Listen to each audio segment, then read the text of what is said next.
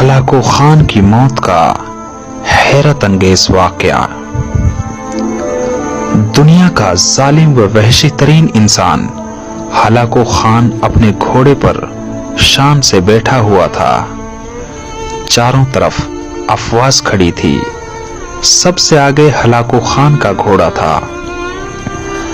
हलाको खान के सामने कैदी मुसलमानों की 3 शफें खड़ी की गई थी, जिनको इस दिन हलाको खान ने अपने हुक्म पर कत्ल होते देखना था।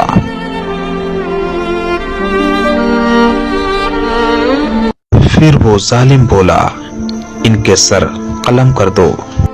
और जल्लाद ने लोगों के सर काटने शुरू कर दिए। पहली शफ में एक की गर्दन गई, दूसरे की गई और तीसरे की गई।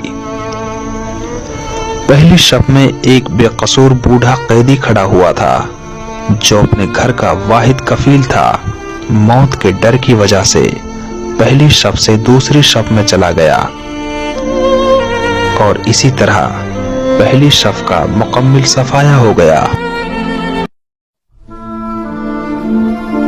हलाको खान की नजरें उस बूढ़े को देख रही थी, जो मौत के खौफ से अपनी पहली शफ छोड़कर दूसरी शफ में चला गया था।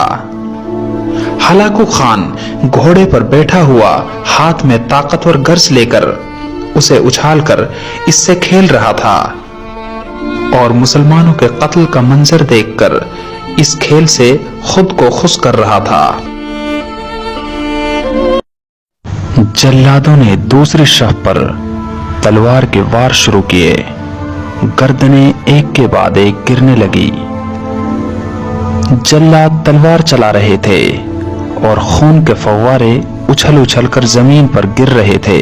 उस बूढ़े बाबा ने जब देखा कि अब उसकी बारी बहुत नजदीक है, तो वो दूसरी शफ से तीसरी शफ में चला गया।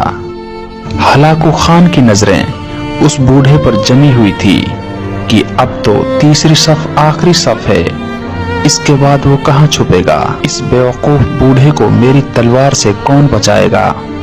मैंने लाखों इंसान मार दिए हैं, तो ये कब तक छुपेगा। तीसरी शफ पर जल्लादों की तलवार बिजली बनकर गिर रही थी।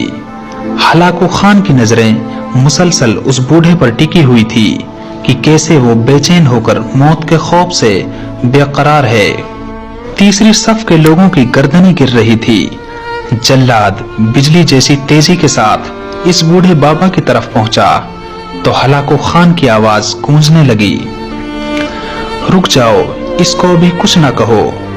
उसने बाबा से कहा, बाबा बता, पहली शफ से तो दूसरी शफ में चला गया और जब वो खत्म हो गई तो तीसरी शफ में चला गया। बाबा अब बताइए, पीछे तो कोई शफ नहीं है, अब तू भाग कर कहां जाएगा। तुझे मुझसे कौन बचाएगा।